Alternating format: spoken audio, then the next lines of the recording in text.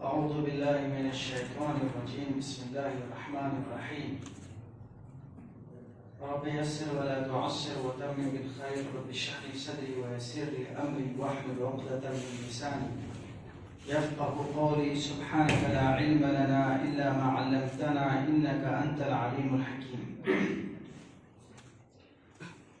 إن الذين توفاهم الملائكة ظالمي أنفسهم قالوا فيما كنتم قالوا كنا مستضعفين في الأرض قالوا ألم تكن أرض الله واسعة فتهاجروا فيها فأولئك مأواهم جهنم وساءت مصيرا إلا المستضعفين من الرجال والنساء والبلدان لا يستطيعون حيلة ولا يهتدون سبيلا فأولئك عسى الله أن يعفو عنهم وكان الله عفوا غفورا. ومن يهاجر في سبيل الله يجد في الأرض مراغما كثيرا وسعة ومن يخرج من بيته مهاجرا إلى الله ورسوله ثم يدركه الموت فقد وقع أجره على الله وكان الله غفورا رحيما. اب حضرات کے سامنے میں نے اس وقت سورہ نساء کی آیت نمبر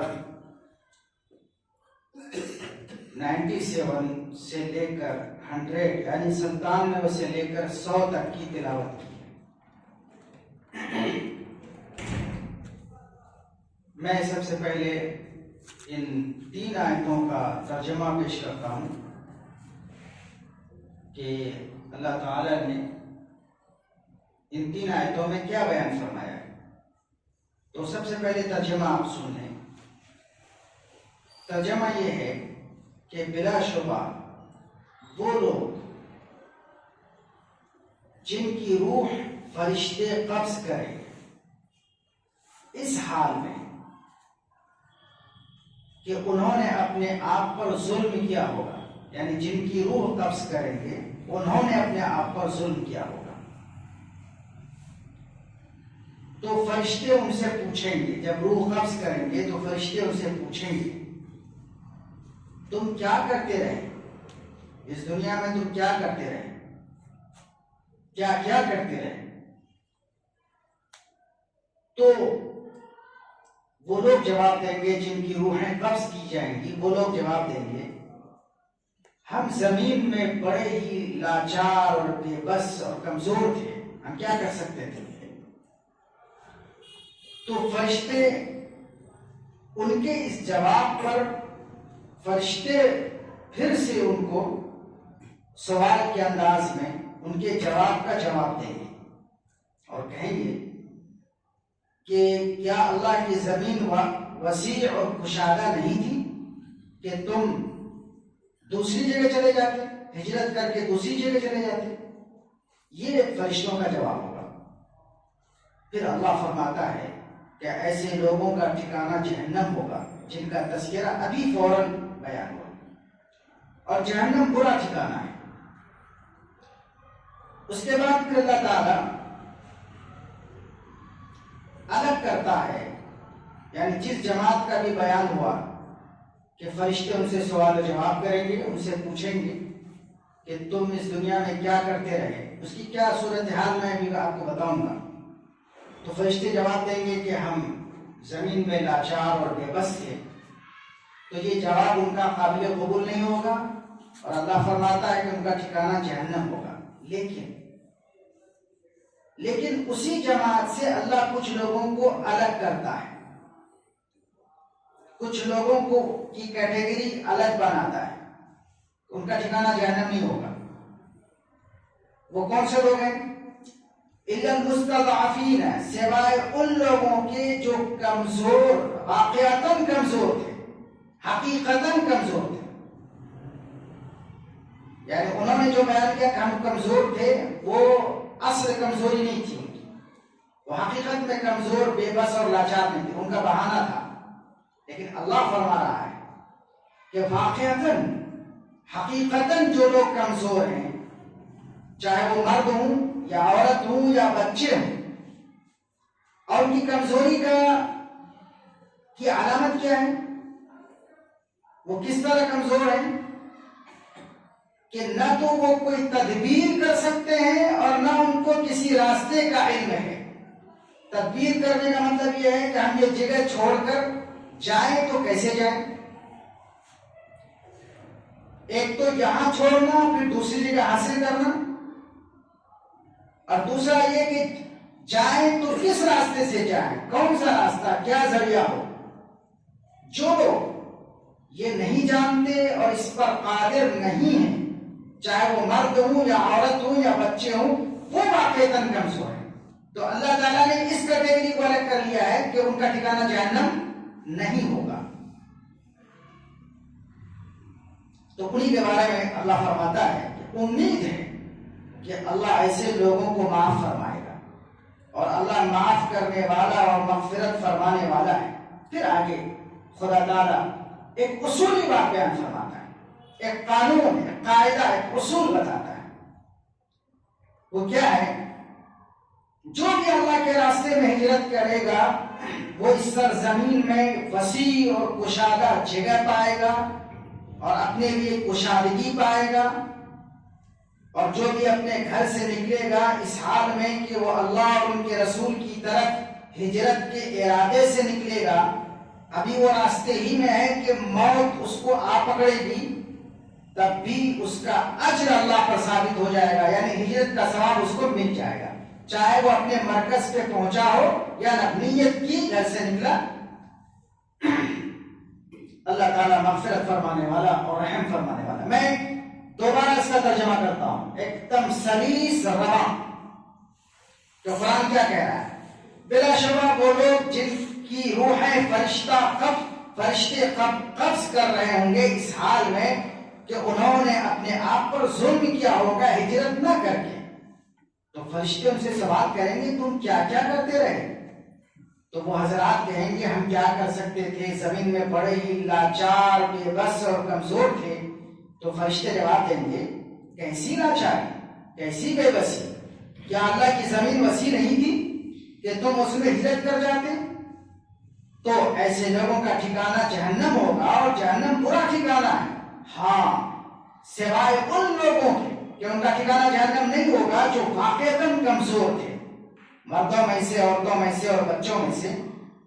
اور ان کی کمزوری کی علامت یہ تھی کہ نہ وہ تدبیر کر سکتے تھے اور نہ وہ راستوں کا علم رکھتے تھے. تو کبھی امید ہے کہ اللہ تعالیٰ ایسے لوگوں کو معاف فرمائے گا. اللہ معاف فرمانے والا اور مغفرت فرمانے والا ہے. اور جو بھی اللہ کے راستے میں ہجرت کرے گا وہ اس سرزمین میں، کائنات میں وسیع اور کشادہ جگہ پائے گا اور اپنے لیے کشادگی پائے گا. اور جو بھی اپنے گھر سے اس حال میں نکلے گا کہ وہ اللہ اور ان کے رسول کی طرف ہجرت کا ارادہ رکھتا ہوگا، پھر موت اس کو راستے میں آ پکڑے گی، تو اللہ پر اس کا اجر ثابت ہو جائے گا. اور اللہ غفور الرحیم. یہ ایک رکوع بھی ہے اور 3 آیت ہے. اس کا ترجمہ ہے، اس کا موضوع کیا ہے، یعنی کہ ان 3 آیتوں کا موضوع، ٹاپک کیا ہے؟ ٹاپک ہے ہجرت. ٹاپک ہے ہجرت. ہجرت کس کو کہتے ہیں؟ ہجرت ہے اپنے دین، غور سے سنیں گے، اپنے دین، اپنی جان، اپنے مال اور اپنی عزت کے تحفظ کے لیے ایک جگہ سے دوسری جگہ منتقل ہونا. اس کا نام کیا ہے؟ یہ ہجرت ہے. میں پھر سے دہراتا ہوں، اپنے دین، سب سے پہلے نمبر پر 3، اپنے دین، اپنی جان، اپنی عزت اور اپنے مال کی حفاظت کے لیے اگر اس پر خطرہ ہو. سب سے پہلے نمبر پر دین ہے، پھر جان ہے، پھر عزت و آبرو ہے اور پھر مال ہے. اگر اس پر خطرہ منڈلا رہا ہو تو اس کی حفاظت کے خاطر ایک جگہ چھوڑ کر دوسری جگہ منتقل ہونا، اس کا نام ہجرت ہے. تو ان 3 آیتوں کا جو ٹاپک ہے، جو موضوع ہے، وہ ہجرت ہے۔ ہجرت کے بارے میں آپ کو بتا دوں کہ جب اللہ کے نبی صلی اللہ علیہ وسلم مکہ مکرمہ میں تھے تو شروعاتی دور میں آپ نے اپنے ساتھیوں کی ایک جماعت کو حبشہ، جو آج کا ایتھوپیا ہے، ہجرت کرنے کا حکم دیا تھا۔ کیوں؟ دین کی حفاظت کے لیے، اپنے دین کو بچانے کے لیے، جان کو بچانے کے لیے۔ چنانچہ صحابہ کی ایک جماعت حبشہ کی طرف ہجرت کر کے گئی تھی۔ اس وقت ہجرت فرض نہیں ہوئی تھی، اس وقت ہجرت فرض نہیں ہوئی تھی، یہ بات ذہن میں رکھیں۔ لیکن اس کے بعد جب دوسری ہجرت ہوئی، جو ہجرت کبریٰ ہے، سب سے بڑی ہجرت، یعنی اللہ کے رسول صلی اللہ علیہ وسلم اور دیگر صحابہ کرام مکے سے کہاں گئے؟ مدینے گئے۔ تو اس ہجرت کے بعد ہر اس شخص پر جو اسلام میں داخل ہو، ہجرت فرض کر دی گئی۔ ہجرت فرض کر دی گئی۔ فرض کرنے کا مطلب یہ ہے کہ اگر کوئی شخص فرض کو ادا نہیں کرتا ہے تو وہ گناہگار ہوگا، اور یہ صرف اسی درجے کا فرض نہیں تھا، بلکہ ہجرت کی اہمیت کو آپ یوں سمجھیے کہ مثال کے طور پر اگر کوئی آج اسلام میں داخل ہونا چاہتا ہے تو اس کے لیے سب سے ضروری چیز کیا ہے کہ وہ کلمہ شہادت کا اقرار کرے، یعنی کلمہ شہادت اپنی زبان سے اور اپنے دل سے کلمہ شہادت کا، لا الہ الا اللہ محمد الرسول اللہ کا اقرار کرے۔ اس کے بغیر کوئی اسلام میں داخل نہیں ہو سکتا، اور وہ اسلام میں داخل نہیں مانا جائے گا۔ ٹھیک اسی طرح جب اللہ کے نبی صلی اللہ علیہ وسلم مکے سے ہجرت کر کے مدینے تشریف لے گئے تو اس وقت اسلام کے قابل قبول ہونے کے لیے کیا شرطیں تھیں؟ 2 بنیادی شرطیں۔ ایک تو یہ کہ کلمہ شہادت یعنی لا الہ الا اللہ محمد الرسول اللہ کا ادا کرنا، اقرار کرنا زبان سے بھی اور دل سے بھی۔ اور دوسری شرط ایک مسلمان کے مسلمان ہونے کی دلیل اس دور میں، کب؟ اللہ کے نبی کے ہجرت کرنے کے بعد، اور کب تک؟ فتح مکہ تک، سن 8 ہجری تک۔ 13 سال مکے میں رہے، 13 سال کے بعد آپ ہجرت کر کے مدینے تشریف لے گئے، اور سن 8 ہجری میں مکہ فتح ہوا، یعنی 8 سال تک ایک مسلمان ہونے کے لیے 2 چیزیں لازمی تھی، 2 شرط۔ ایک یہ کہ وہ کلمہ شہادت کا اقرار کرے، اور دوسرا کہ اگر وہ مدینے سے باہر ہے تو جہاں کہیں ہجرت کر کے کہاں آئے؟ مدینے آئے، یہ شرط تھی۔ اب اگر آپ کے ذہن میں ہو کہ ایسا کیوں تھا، یہ شرط کیوں اتنی اہم تھی؟ اور تیسری بات بتا دوں کہ بعض حضرات نے یہ لکھا ہے کہ تیسری شرط، حالانکہ یہ بات سبوں نے نہیں کہی ہے، لیکن بعض حضرات یہ کہتے ہیں کہ تیسری شرط بھی تھی مدینے میں مسلمان ثابت ہونے کے لیے، اور وہ یہ ہے نماز پڑھنا۔ جو منافق بھی تھا جو نماز نہیں پڑھتا تھا، حالانکہ اس کو وہ سب نے بیان نہیں کیا، لیکن دونوں بالکل پرفیکٹ ہے۔ اب یہاں پر ایک بات آتی ہے ذہن میں، کیوں ایسا تھا؟ کیوں ضروری تھا کہ جو بھی اسلام قبول کرے وہ مدینہ آئے؟ اس لیے 2 بنیادی چیزیں، اور بھی بہت سے اس کے پیچھے فیکٹس ہیں، بہت سے مقاصد ہیں، لیکن 2 بنیادی چیزیں۔ ایک تو یہ تاکہ یہ مسلم جماعت اور غیر مسلم جماعت دونوں الگ ہو جائے، ماحول الگ ہو جائے، فرق پیدا ہو جائے۔ اس لیے کہ ابتدائی مرحلہ تھا، شروع کا مرحلہ تھا، کسی بھی تنظیم، کسی بھی تحریک جماعت میں شروع مرحلے میں یہ واضح ہونا ضروری ہے کہ آپ کس میں ہیں، آپ ادھر ہیں کہ آپ ادھر ہیں، یہ واضح ہونا ضروری ہے۔ تو یہ واضح کرنے کے لیے ضروری تھا کہ جو بھی اسلام لائے وہ مدینے آئے، تاکہ ثابت ہو کہ وہ مسلمان ہے۔ یہ نہیں کہ وہ اپنے مفادات کے چکر میں وہیں پر پڑا ہوا ہے، دونوں طرف کا کے فائدے اٹھانا چاہتا، نہیں، واضح ہو، کھل جائے کہ آپ کھلم کھلا مسلمان ہے. تو اس کے لیے ضرورت یہ تھی کہ آپ جہاں کہیں بھی رہتے ہو وہاں سے اوپر اٹھ کر آپ کہاں آئے؟ مدینے آئے. ایک حکمت یہ تھی. دوسری حکمت یہ تھی اور بہت بڑی حکمت تھی کہ چونکہ جو لوگ پہلے مسلمان ہو رہے تھے، اسلام لا رہے تھے، انہی کے ذریعے سے پوری دنیا میں اسلام پھیلنا تھا. تو ان کو اسلام کے محل کی پہلی بنیاد بننا تھا، اس قلعے کی پہلی اینٹ بننا تھا ان کو. تو اس کے لیے ضروری تھا کہ وہ اسلام کی تمام تعلیمات کے پکے سچے نمائندہ بن جائیں اور نبی کی زندگی کے ایک ایک ادا کو وہ اپنے اتھار میں، اپنے دل و دماغ میں، اپنے روح میں بسا لیں. یہ ضروری تھا. اور اس کے لیے ضروری تھا کہ وہ نبی کے ساتھ رہیں، نبی کے ماحول میں رہیں، نبی کے شہر میں رہیں، نبی کو اٹھتے بیٹھتے چلتے پھرتے کھاتے پیتے نشست و برخاست سوتے جاگتے سب نبی کو وہ دیکھیں. اور یہ کیا ہے؟ یہی وجہ ہے کہ صحابہ کی جماعت سے پوری دنیا میں جو دین پھیلا. اور آپ کو معلوم ہے آپ کو کہ بہت سے مذہب ایسے ہیں کہ 100 سال 200 سال کے بعد وہ اپنی اصل جگہ سے ہٹ کر کہیں سے کہیں پہنچ گیا.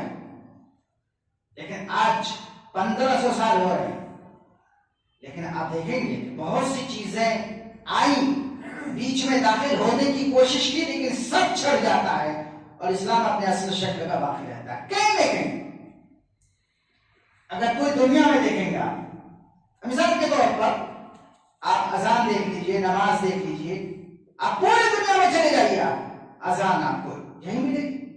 تو ایک مثال دی میں نے. یہ کیسے ممکن ہوا؟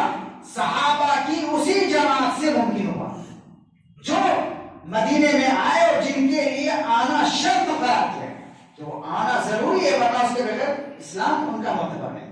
تو یہ 2 شرطیں تھی. اس وجہ سے ہجرت اس وقت فرض تھی. کب؟ اللہ کے رسول صلی اللہ علیہ وسلم کے مکے سے مدینہ ہجرت کرنے کے بعد. کہاں تک؟ 8 ہجری تک. جب مکہ فتح ہو گیا تو اس وقت اللہ کے رسول صلی اللہ علیہ وسلم نے ایک بات فرمائی اور کہا لا ہجرت بعد الفتح ولكن جہاد و نیت. کہ فتح مکہ کے بعد اب ہجرت فرض نہیں ہے. اب ہجرت فرض نہیں فتح مکہ کے بعد. کیوں؟ اس لیے کہ پہلے مکہ کیا تھا؟ مکہ اسلام کا مرکز نہیں تھا، وہ اسلام کے مخالف پارٹی کا مرکز تھا اور مدینہ اسلام کا مرکز تھا. تو جو بھی مکے میں ہے اور اسلام قبول کر رہا ہے تو اس کے لیے ضروری تھا کہ وہ اٹھ کر کہاں جائیں؟ مدینے جائیں. یہ ضروری تھا ان کے لیے کیونکہ یہ مخالف پارٹی کا مرکز ہے. لیکن جب مکہ فتح ہو گیا تو اب یہ بھی اسلام ہی کا مرکز بن گیا. اس لیے اب یہاں سے ہجرت کرنے کی ضرورت نہیں ہے کیونکہ اب دین پر، جان پر، مال اور عزت آبرو پر خطرہ نہیں ہے. تو آپ صلی اللہ علیہ وسلم نے فرمایا لا ہجرت بعد الفتح ولكن جہاد و نیہ. کہ فتح مکہ کے بعد اب ہجرت فرض نہیں ہے لیکن جہاد قائم رہے گا. جہاد کیا ہے؟ اللہ کے دین کی حفاظت کے لیے، اللہ کے بندوں کی حفاظت کے لیے، ان کی عزت اور جان و مال کی حفاظت کے لیے اللہ کی خاطر لڑنا، اس کا نام جہاد ہے. جہاد باقی رہے گا اور نیت باقی رہے گی. ہجرت کی نیت کہ اگر کبھی کوئی ایسی صورتحال پیش آئی کہ ہمیں اپنی جان، اپنا دین، اپنی جان اور مال اور عزت پر خطرہ منڈلایا تو ہم اس کی حفاظت کے لیے مناسب اقدامات کریں گے. اور اگر ہجرت کی گنجائش ہوگی تو ہجرت کریں گے. یہ نیت قائم ہے. یہ اللہ کے رسول صلی اللہ علیہ وسلم نے فتح مکہ کے موقع پر فرمایا. اب یہ جو آیت ہے یہ اس بیچ کا واقعہ ہے، یعنی کہ مکے جانے کے بعد، مکے سے مدینہ جانے کے بعد اور مدینہ سے مکہ آنے کے، فتح مکہ کے اس کے بیچ میں یہ آیت اتری ہے کیونکہ سورہ نساء ہے، اور سورہ نساء کا جو زمانہ ہے یعنی کب نازل ہوئی یہ سورت 4 ہجری سے لے کر 8 ہجری کے بیچ میں 4 سال میں یہ سورت نازل ہوئی۔ اب یہاں پر دیکھیے چنانچہ یہ بیک گراؤنڈ جب آپ سمجھ گئے تو ہوا یہ کہ یہ آیت کس موقع کی ہے؟ ہوا یہ کہ کچھ مکے میں مسلمان، کچھ مکے کے لوگ ایسے تھے جنہوں نے اسلام یا تو قبول کیا اور اپنے مفادات کی وجہ سے نہیں گئے۔ کہاں؟ مدینے نہیں گئے، مکے میں رہے، اپنے مفادات کی وجہ سے مدینے نہیں گئے۔ یا یہ کچھ لوگ ایسے تھے جنہوں نے اسلام کو قبول کیا لیکن کسی وجہ سے مدینے نہیں گئے اور مکے میں ان کو اتنا پریشان کیا گیا کہ پھر وہ مرتد ہو گئے، اسلام کو چھوڑ دیا۔ یہ انہی لوگوں کے لیے ہے، یہ انہی لوگوں کے لیے۔ ورنہ ایک تیسری کیٹیگری بھی تھی کہ جو مکے میں تھے اور اسلام قبول کیا انہوں نے لیکن کسی مجبوری سے نہیں جا سکے، کہاں؟ مدینے۔ یہاں تک کہ بدر کی جنگ میں وہ کافروں کے ساتھ شریک تھے لیکن پھر وہ گرفتار ہوئے اور انہوں نے فدیہ دے کر اپنے آپ کو آزاد کرایا۔ اس کے بعد پھر وہ سچے پکے دل سے وہ مدینے آ گئے، تو چونکہ وہ مجبوری کی وجہ سے نہیں جا سکے تھے اسی لیے اللہ تعالیٰ نے ان کو معاف کر دیا۔ ان میں حضرت عباس بھی، حضرت عباس رضی اللہ تعالی عنہ جو اللہ کے رسول صلی اللہ علیہ وسلم کے کیا تھے؟ چچا تھے، وہ بہت پہلے اسلام قبول کر چکے تھے لیکن مجبوری کی وجہ سے نہیں جا سکے۔ تو یہ جو آیت اتری ہے اسی حالت میں اتری ہے کہ کچھ لوگ ایسے تھے جنہوں نے مکے میں اسلام قبول کیا لیکن اپنے مفاد کی وجہ سے نہیں جا سکے، یا اسلام کو قبول کیا اور مفاد نہیں تھا لیکن مکے ہی میں کیسے مطلب جیسے تساہلی سے، کاہلی سے، سستی سے، کیا باپ کو چھوڑیں، کیا ماں کو چھوڑیں، بیوی کو چھوڑیں، نہیں گئے۔ مکے والے نے ان کو پریشان کیا تو وہ دین سے پھر گئے۔ ان لوگوں کے لیے یہ حکم آیا۔ کیا حکم آیا؟ پھر اب جب میں اس کا ترجمہ کروں گا تو آپ کو سمجھ میں آئے گا۔ دوبارہ میں سیبانہ ترجمہ کر رہا ہوں، اب بیک گراؤنڈ کے بعد آپ کو سمجھ میں آئے گا کہ بلا شبہ وہ لوگ جنہوں نے اپنے آپ پر ظلم کیا ہوگا، یہ ظلم کیا، اسلام قبول کیا لیکن مدینے نہیں گئے، اسلام قبول کیا اپنے مفاد کی وجہ سے مدینے نہیں گئے، یا اسلام قبول کیا مفاد تو نہیں تھا، محبت میں رہ گئے اپنے اولاد اور بیوی بال بچوں کے، لیکن مکے والوں نے اتنا پریشان کیا کہ اسلام سے وہ پھر گئے، تو یہ ظلم تھا، اپنے آپ پر ظلم کیا۔ تو بلا شبہ وہ لوگ جنہوں نے اپنے آپ پر ظلم کیا، فرشتے جب ان کی روحیں قبض کر رہے تھے تو ان سے پوچھ رہے تھے فیما کنتم، کہاں تھے؟ مدینے نہیں گئے۔ فرشتے روح قبض کر رہے اور پوچھ رہے ہیں مدینے نہیں گئے، کیا کر رہے تھے اور کیا کیا کرنا میں انجام دیے تم نے مکے میں رہ کر؟ اسلام اور ایمان کی بنیادی شرط تھی ہجرت، کیوں نہیں کیا؟ فیما کنتم، اب آپ کو سمجھ میں آئے گا اور مزہ آئے گا، کیا کر رہے تھے؟ تو جواب دیں گے جو ہر شخص جواب دیتا ہے، وہ کہیں گے کیا کریں گے جناب، ہم تو بڑے لاچار اور بے بس تھے۔ یہ جواب ان کا صحیح مفادات تھا، لاچار اور بے بس تو بچنے کے لیے کہہ رہے ہیں، کہیں گے ہم تو بڑے لاچار اور بے بس تھے۔ تو فرشتے کہیں گے کیوں لاچار اور بے بس؟ اللہ کی زمین وسیع تھی، مدینہ تمہارے سامنے تھا، کیوں نہیں چلے گئے وہاں پر؟ مکے میں رہ کر تمہیں مکے والوں کا، ان کے چودھریوں کا، سرداروں کا ڈر اور خوف تھا، اس لیے کھل کر نماز نہیں پڑھتے تھے، کھل کر صدائے تکبیر نہیں لگاتے تھے، نعرہ توحید نہیں گوشتا تھا، کیونکہ ڈرتے تھے۔ پھر مکے کیوں نہیں گئے، مدینے کیوں نہیں گئے؟ زمین تو کشادہ تھی۔ اللہ ایسے لوگوں کے بارے میں کہے گا ان کا ٹھکانہ جہنم ہے، اور جہنم برا انجام۔ لیکن اگر آگے والی بات نہیں آتی تو مجھے شک ہوتا کہ یہ اللہ کا کلام ہے یا نہیں، کیونکہ انسانوں میں کچھ کیٹیگری ایسے ہیں جو بلا وجہ گناہ کا ارتکاب کرتے ہیں، جو اپنے ہوا اور ہوس کے لیے کرتے ہیں، اور کچھ لوگ واقعی مجبور ہوتے ہیں سماج میں۔ تو اگر آگے والی بات نہ ہوتی تو یہ اللہ کی کتاب کے ہونے میں شک ہوتا، کیونکہ اللہ کیا ہے؟ اللہ انسان کی فطرت کو سمجھتا ہے، کیونکہ اللہ ہی نے انسان کو پیدا کیا ہے۔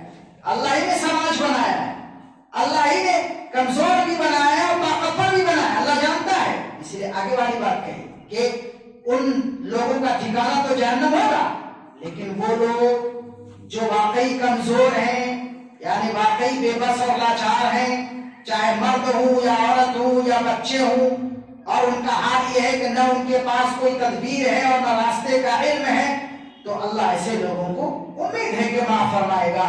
اللہ غفور رحیم ہے، معاف کرنے والا اور مغفرت فرمانے والا ہے۔ اس سے آپ نے سمجھا کہ اس آیت کا کیا مطلب ہے۔ یہ تو اس کا بیک گراؤنڈ تھا، اور جس وقت یہ آیت نازل ہوئی کن لوگوں کے سلسلے میں اتری یہ بیان تھا۔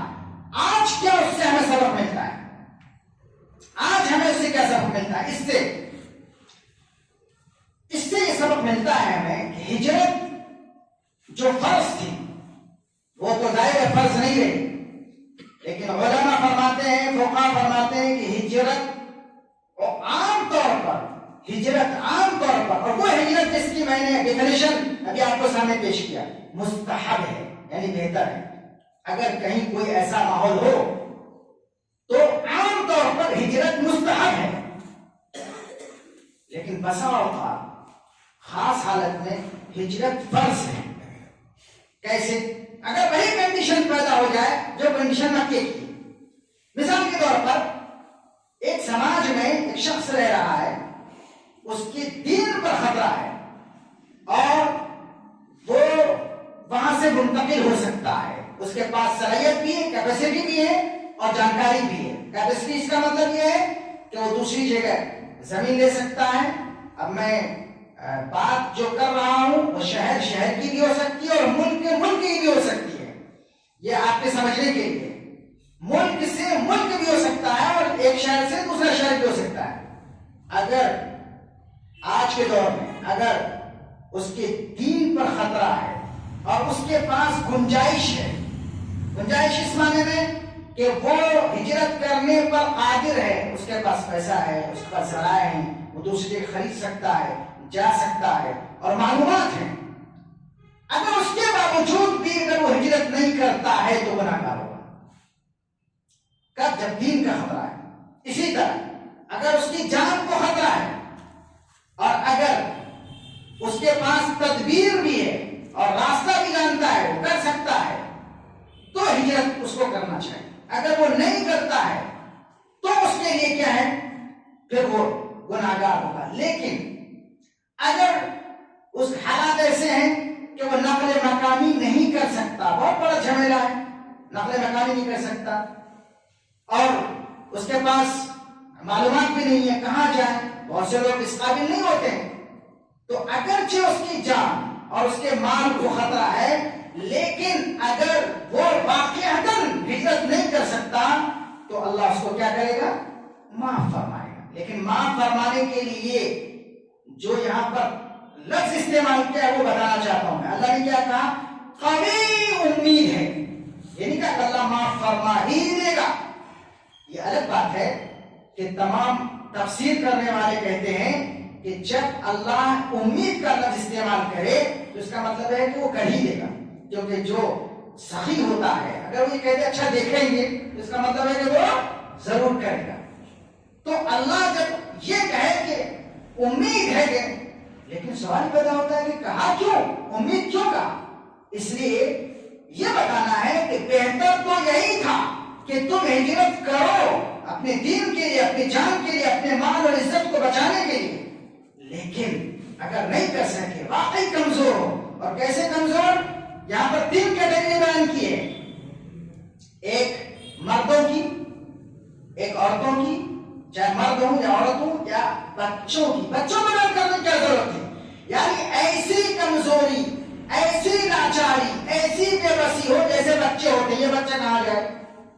تو اگر ہم بھی ایسا سوچ رہے ہیں کہاں جائیں،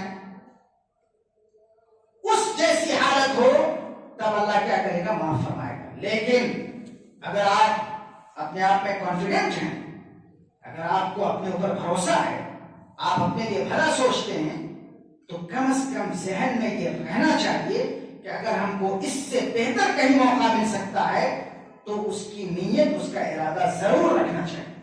کوشش بھی کرنی چاہیے اور ارادہ اور نیت ضرور رکھنی چاہیے.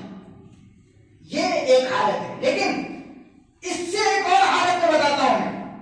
ایک اور حالت ہے وہ یہ کہ آپ کا اعتماد اتنا بڑھا ہوا ہے، آپ کا اعتماد اتنا بڑھا ہوا ہے کہ میں یہیں رہوں گا، اپنا دین بھی باقی رکھوں گا، اپنی جان چلی جائے کوئی غم نہیں، مال چلا جائے کوئی غم نہیں، اپنا دین باقی رکھوں گا، لیکن میں جہاں ہوں وہاں اس لیے رہوں گا کہ میں اپنے دین کا داعی بن کر رہوں. یہ اپنے دین کا داعی بن کر رہوں تو صرف یہ نہیں کہ اللہ معاف نہیں کرے گا، بلکہ اس پر اللہ اجر بھی دے گا. اللہ اس پر اجر بھی دے گا، کیونکہ مقصد نیک ہے. اور یہ جو ہجرت کرنا ہے، ایک جگہ سے دوسری جگہ جانا، اپنی جان کو بچانے کے لیے، اپنے دین کو بچانے کے لیے، اپنے مال، یہ رخصت ہے. یہ کیا ہے؟ رخصت ہے. رخصت پر عمل کرنا ہے. عزیمت کیا ہے؟ عزیمت اس صورت میں کہ ہم رہیں گے تو اپنے دین کے ساتھ رہیں گے.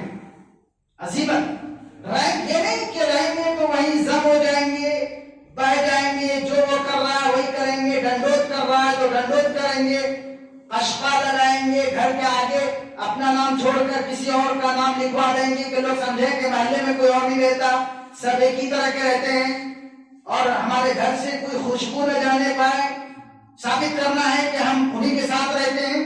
نہیں، یہ تو بہنا ہوا، یہ تو مفاد ہوا، یہ تو مفاد ہوا. نہیں، رہنا ہے عزیمت کے ساتھ. لیکن عزیمت کا مطلب یہ نہیں کہ زبردستی ٹانگ اڑانا ہے. یہ بھی یاد رکھیے گا، آپ بیل مار والی بات نہیں کہ زبردستی ہم گھر کے باہر ایسی چیزیں پھینکیں جس سے ثابت ہو کہ ہم مسلمان ہیں.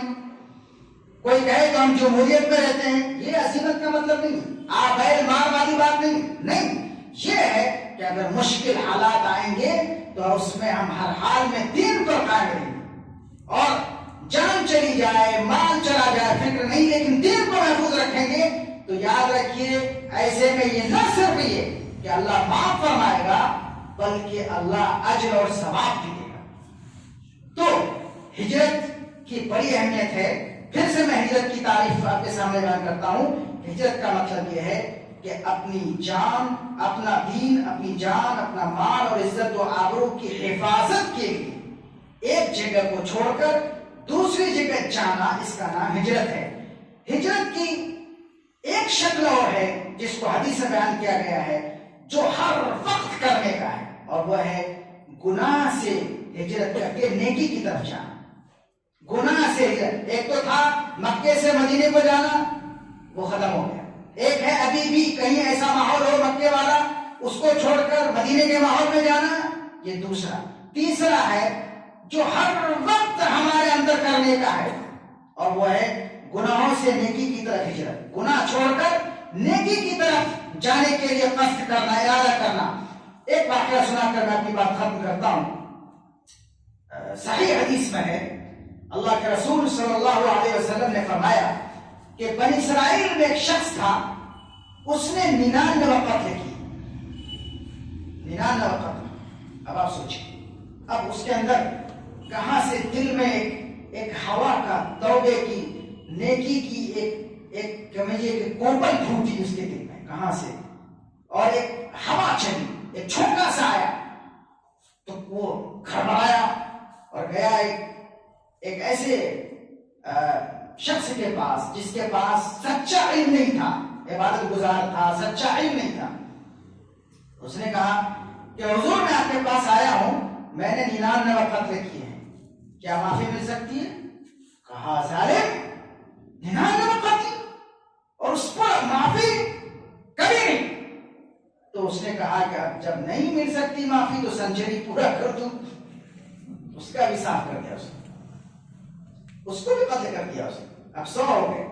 لیکن پھر اس کا دل نہیں مانا. یہ ہوتا ہے جب دل میں اللہ توفیق دیتا ہے، لیکن دل میں صلاحیت ہونا چاہیے. صلاحیت ضرور ہے. اگر صلاحیت ہے تو اچھال مارتا ہے، کبھی کبھی طبیعت اچھال مارتی ہے نیکی کی طرف. اس کے اندر یہ پتہ نہیں کہاں سے کون سا ذرہ تھا، طبیعت اچھال مار رہی تھی. اس نے سوچا نہیں. پھر دوسرے کے پاس گیا جو سچا فقیہ تھا، دین کو سمجھنے والا تھا. تو انہوں نے کہا کہ میں نے 100 قتل کیے ہیں، کیا معافی مل سکتی ہے؟ تو اس نے کہا کہ قیامت تک توبے کا دروازہ کھلا ہوا ہے. اور انسان کا جب تک کہ غرغرہ یعنی موت کا وہ مرحلہ نہ آ جائے، جب خرخراہٹ ہونے لگتی تب تک توبہ کا دروازہ کھلا ہوا ہے، تم توبہ کر سکتے ہو۔ اس نے توبہ کی، لیکن اس کو حکم دیا اس نے کہ تم چونکہ اس شہر میں رہے ہو اور یہاں پر تم نے گناہ کیے ہیں، اس لیے شہر کو چھوڑ دو، دوسرے شہر جاؤ، جگہ بدلنے سے تمہارے پر فرق پڑے گا۔ چنانچہ وہ توبے کی نیت سے اور ہجرت کی نیت سے اس شہر سے نکلا، ابھی راستے میں تھا تو اس کی موت ہو گئی۔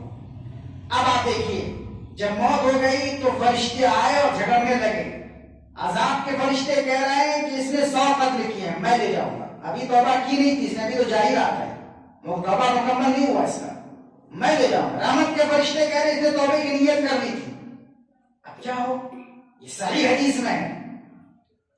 تو اللہ نے فرشتوں کو ایک ضابطہ دیا کہ کام کرو، زمین کی پیمائش کرو، فرض کرو یہ شہر اس کا شہر تھا جہاں سے وہ نکلا اور یہ شہر وہ جہاں جا رہا ہے، اب اگر اس کی موت یہاں ہو گئی تو ناپو، پیمائش کرو کہ کدھر وہ زیادہ چلا، کیا وہ ادھر سے ادھر زیادہ گیا یا ابھی وہ ادھر ہی ہے، تو پیمائش شروع ہوئی۔ لیکن ابھی وہ جتنا چلا تھا وہ اتنا چلا تھا، جس شہر سے نکلا تھا ابھی اسی طرف تھا وہ، اور جہاں جانا تھا ادھر دور تھا، فاصلہ تھا، پھر بھی عذاب کے فرشتے اس کو لے جاتے۔